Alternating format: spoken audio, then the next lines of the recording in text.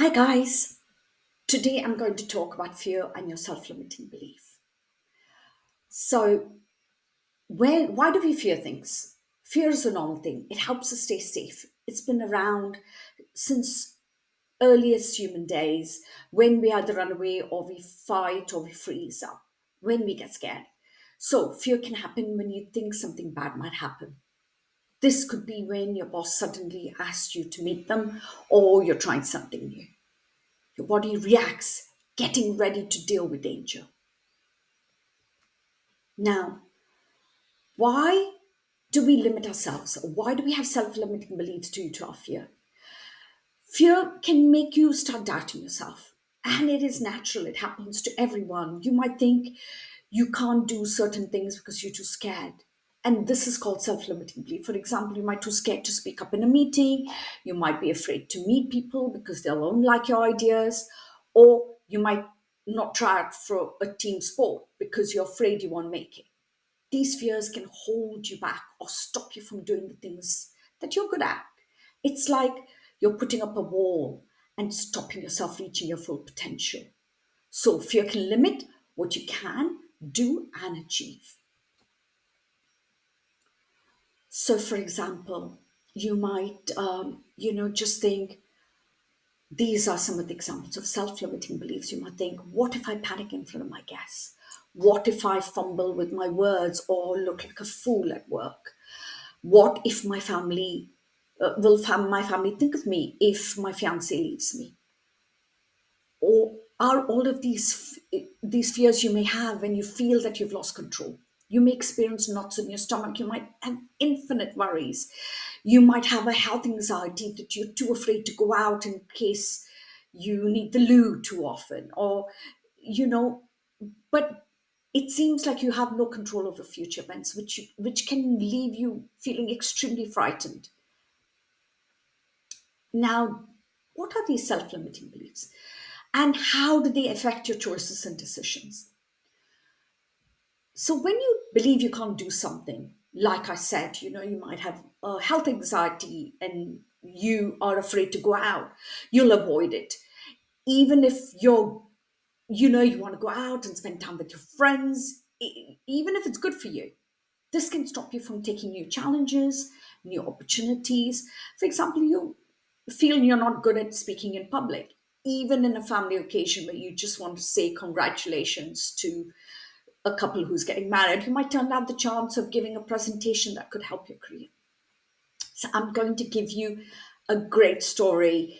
There was an old leader from a faraway tribe who was teaching the village children about life. He tells them, a struggle is going on inside me, a terrible struggle. And this struggle is between two wolves.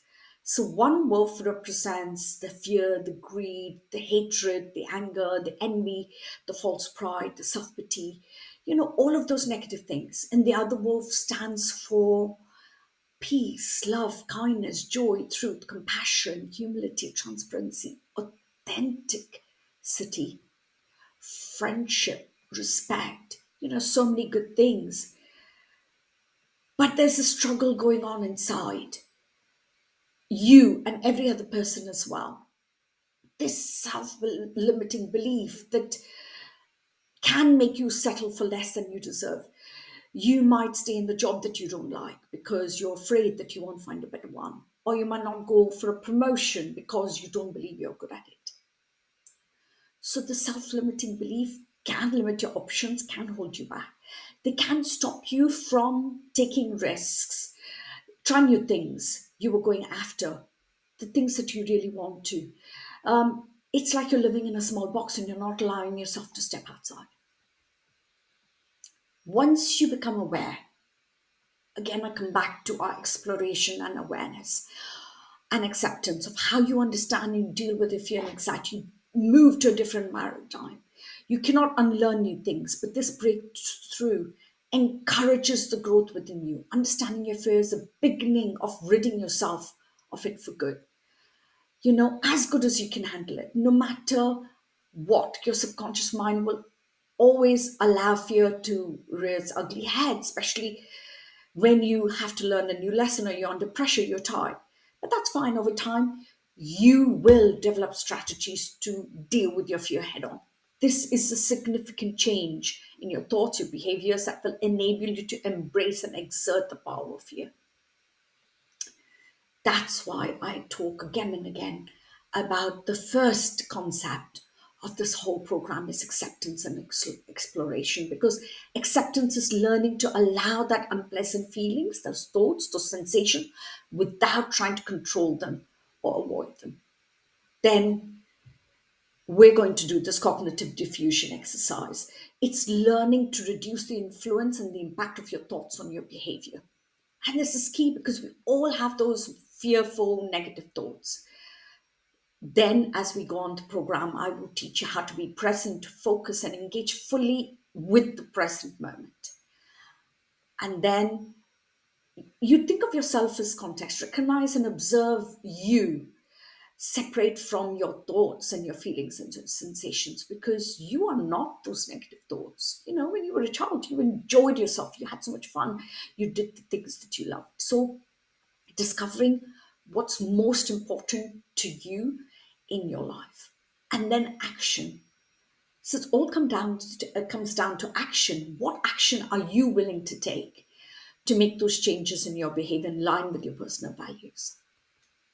Now, I'm going to, again, like I said, talk about this cognitive diffusion exercise. It's a technique that separates and diffuses that negative word or phrase as a part of the therapeutic process, because you keep saying those words so negatively about yourself. I have a client that keeps saying that, oh, I'm not good enough. But who says that? And this is very disturbing and very hard. So we're going to go on to talk about this cognitive diffusion exercise in a minute. So let's talk about this cognitive diffusion exercise. So, cognitive diffusion is a technique that separates and diffuses that negative word. What it means is that when you notice and you identify that negative mind chatter and positively diffuse your words, your choices, by exploring that deeper level of understanding. If you keep saying to yourself, I'm an idiot, or I guess I'm telling myself I'm an idiot because I feel low. So that's the way we, reduce that impact of that on you and what you feel about yourself. Or you say my relationship's not working, but instead you can say, I can learn to trust, I deserve to love, and not everyone will hurt me. So it's important to try these out. So I call it your rewriting your scripts. In this exercise, we'll learn how to rewrite that negative script into a positive script. And the negative scripts are ways of thinking in that moment that something's happening. Your those mistaken beliefs that you have about yourself, they form a basis. That's those unmet needs from our infancy to our childhood. So you've heard of Maslow's chart of unmet needs. So know your negative script, identify that mistaken belief, and tag that mistaken belief. So I'm going to give you an example here. So first and foremost, know your negative script. Why do I bother trying? If you keep saying that to yourself, that mistaken belief is nothing ever goes my way, because you're believing that everything in your life is going negatively. Now, it affects your self esteem and your confidence. So, how do you rewrite it? Is those things something? Sometimes things go my way, sometimes they don't. I can keep on trying with confidence and I can achieve this in the future. So, it is really important for you to do this as a part of this module, because when you do this, you will learn how to change your negative things that you're saying to yourself and how you're going to, and keep doing it. And as you do it, you'll just do it automatically and you will not need that piece of paper. So it's important to do that. Thank you for watching, and please go on to the next module.